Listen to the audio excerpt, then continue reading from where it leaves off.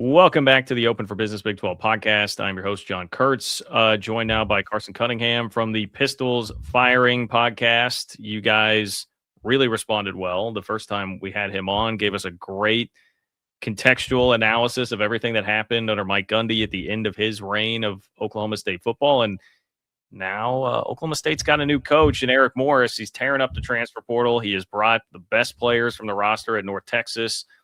And we're here with Carson to break it all down. So I appreciate you, Carson, for making time for me once again. Look, I remember, I was telling you before we hopped on here, I remember the mood both of us were in. K-State started 1-3. Oklahoma State had just lost to Tulsa the last time we talked, and we were like, man, what's going to happen here? We were kind of secretly hoping that this whole situation would work out the way it does. We both have new coaches now. How refreshing has it been for you to cover what's happened with Eric Morris and the new hire after everything that you went through the last couple of years? Yeah, it's been really tough to do a twice-a-week podcast for literally the worst Power 4 football program in the country. That's what Oklahoma State really has been the last 2 years, not just this year. So it's been rough, but I do think there's just this overwhelming feeling of this cloud kind of lifting that was just kind of hovering over Oklahoma State for several years now. Everyone kind of understood that Mike Gundy was a made man and that he wasn't gonna quit, and there was not going to be some celebratory final year where he gets a parade every home game either. And like most marriages that end, it ends kind of ugly. But I do think there's this renewed excitement that we haven't seen at Oklahoma State in a very, very long time. You combine just the fact that you're bringing in Eric Morris and all of the talented players that he's brought in. You combine that with a guy that has small town roots in Eric Morris who cut his teeth in the Big 12.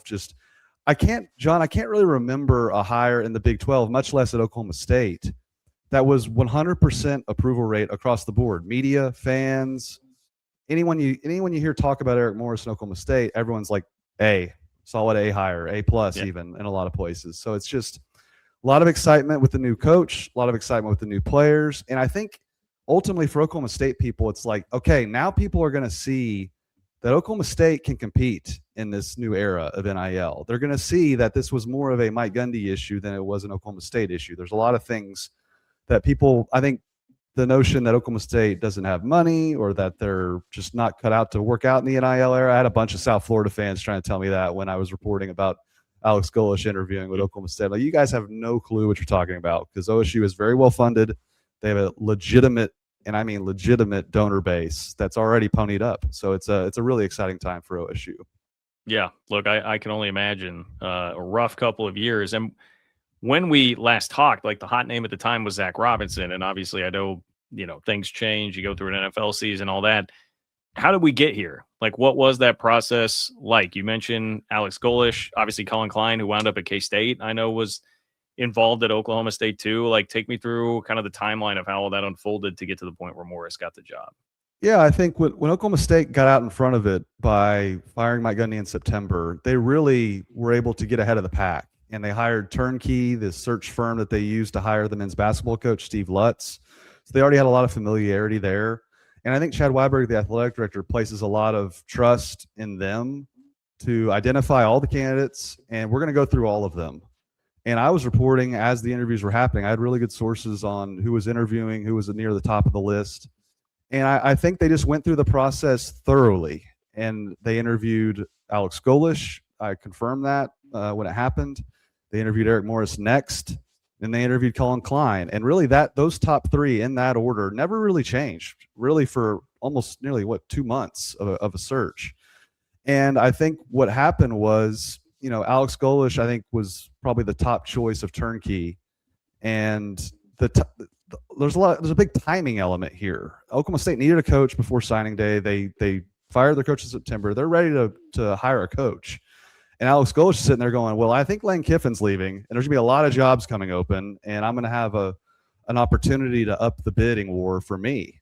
And he wasn't willing to wait, and ultimately they ended up hiring Eric Morris, who, look, if you combine Eric Morris with all the players he's bringing in, I think it's a very easy case to make that he was the best hire they could make, even ahead of Alex Golesh. But I think Chad Weiberg ultimately wanted to hire someone that can fit Oklahoma State. Oklahoma State's a unique place. A a lot of alumni have had success as head coaches, Mike Gundy being one of them, Josh Holliday, the baseball coach, Eddie Sutton. The list goes on and on. John Smith, the legendary wrestling coach, the list is very long there. But I think you take a guy like Eric Morris out of Shallow-Water, Texas, who played at Texas Tech, who's played in Boone Pickens Stadium, has seen that place full.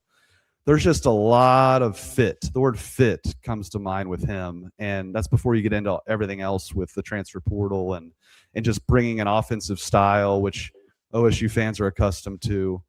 Really, in hindsight, Eric Morris just seemed like a no-brainer hire, and that's ultimately what they did here. And I do think too, John, it's important to point out that Eric Morris, while he clearly liked OSU and sees the potential there, he had a long list of suitors himself. I think Arkansas was very high on him.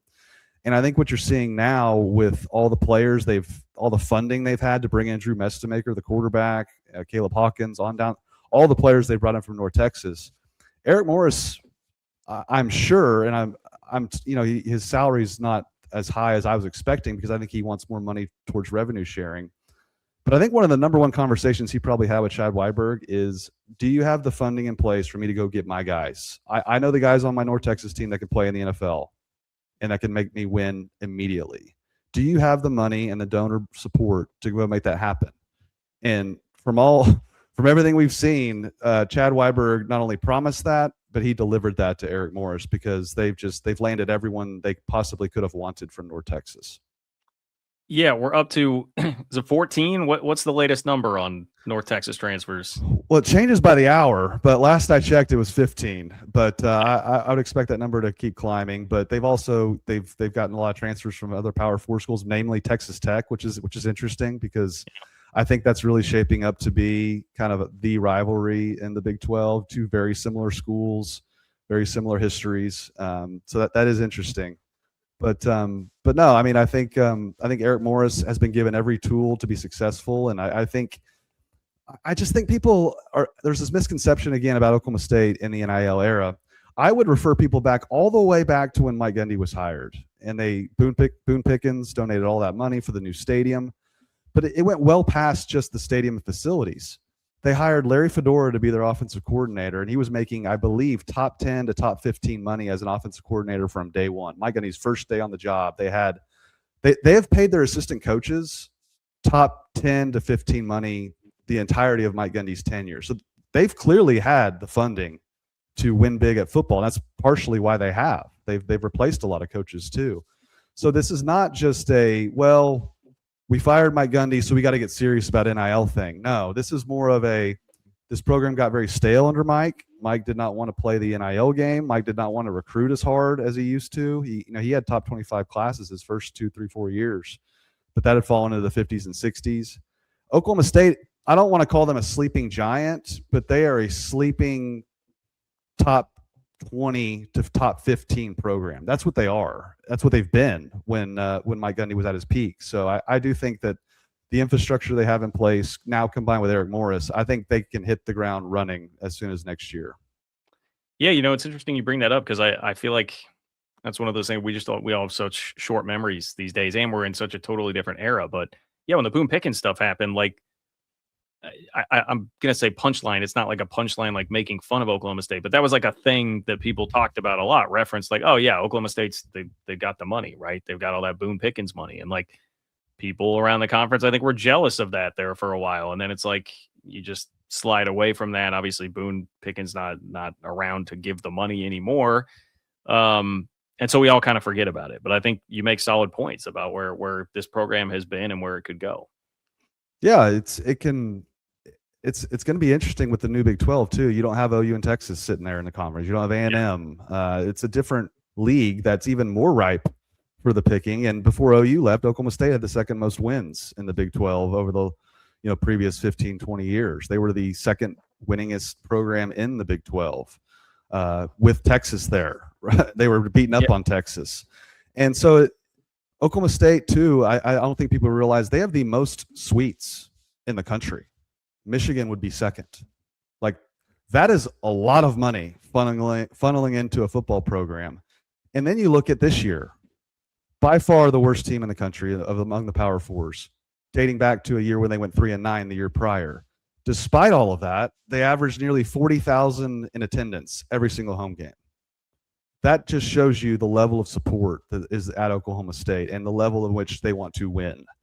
And so that's just another reason why it's going to be really exciting to see what this is going to look like under Eric Morris, because this thing has been percolating for a while. And I think now that they have the coach in place and now the talent as well, it's going to be fascinating to see if they can really challenge Texas Tech, because I've also heard that, through my sources, that, Oklahoma State is right there with Tech in terms of NIL money. Now, certainly they don't have a Cody Campbell, but they have, there was one donor, Bill Haston of the Tulsa World reported it. There was one donor out of Oklahoma City that funded the entirety of the Drew Mestemaker contract. That's just one guy. Yeah. So there's a lot of deep pockets that wear orange, and they want to see Oklahoma State return to what they were, and that's a nationally relevant program. Yeah, no, and I've seen two different reports. One was like 7 million, one was just north, like 7.5 million for Mestemaker over 2 years. But yeah, it's definitely paying, pretty top tier quarterback money there. Were there, like with Mestemaker, Caleb Hawkins, obviously running back, was another top 5, depending on where you're looking, but pretty consensus top 5 guy at his position. Wyatt Young at receiver, same kind of deal. Did you get a vibe or a feel for like what kind of competition there was? Was it just always Oklahoma State slam dunk, or like how hard did they have to fight to get those guys in? They still had to fight. If you remember Eric Morris, when he was at North Texas, Chandler Morris, no relation, the quarterback that is now at Virginia, walked into Eric Morris's office, as the story goes, and says, "I got $1 million offer from Virginia." And Eric Morris said, "You got to take it. Like, good luck. I'll be okay, but you can't turn that down." And so, like, Morris knows that guys, his quarterbacks are wanted and that it's going to take a lot of money. I was told that Oregon really pushed for Mestemaker, that upped the salary for Drew Mestemaker. And then Oklahoma State basically assured Eric Morris that we're not losing any bidding wars from anyone you want from your team. Like, we promised you that. We're going to make that happen, and that's exactly what happened. They had to kind of up the stakes with Mestemaker for sure. I think that's why you see now he's only making a few $100,000 less than his head coach at Oklahoma State, which is just kind of shows you how crazy things have gotten in college football. But I think the same could be said for Hawkins and Young. Those are two guys that are on the map. You just look at their numbers. Both in the top 10 in the country at their respective positions, production-wise. So they probably had to up their range for that. But specifically on Mestemaker, they had to fend off Oregon, and I think Indiana was pretty high on him as well. So I think that just says a lot. It says, yeah, like, I'd love to come play for Eric Morris, and I know there's a lot of traps that can befall quarterbacks that go other places for money, and they go play for a different coach, different system. And we haven't seen that work out a whole lot. So I'm sure that was in the back of Mestemaker's mind. But ultimately, this is a dollars and cents game, and clearly Oklahoma State delivered that on that end. Well, the other thing I would say, too, if anybody has any doubt about Mestemaker, if Oregon and Indiana are the places that are wanting you right now, look at the run of quarterbacks that they've been on. That's a pretty good indicator that Mestemaker's got it. Who else out of this group are there others that people should be paying attention to, whether it's North Texas guys or not, just in this transfer portal haul for Oklahoma State? Yeah, I think Miles Coleman, the other receiver out of North Texas, a lot of people that cover North Texas think he might be like the biggest get at receiver, even alongside Wyatt Young, Wyatt Young. I watched that Rice game when he had 295, and I was like, okay, OSU, go get that guy. But Miles Coleman too. I just think that triumvirate there with Hawkins, Young, and Coleman to surround Mestemaker is big time. They're also just getting pieces here and there that I think will serve them really well. They just got an offensive lineman today out of Coastal Carolina who's had just a million starts, has a ton of experience. And I think that's where we're going to find out. Under Mike Gundy, they got some guys who had 4 stars next to their name coming out of high school that didn't produce at Oklahoma State.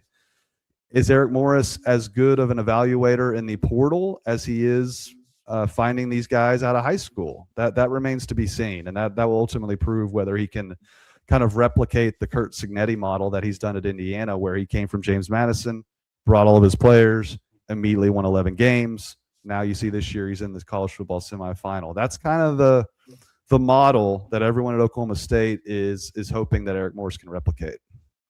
Yeah, it's interesting. We're seeing that, Penn State with Iowa State too. I mean, you're going to have a couple case studies to watch this year for that.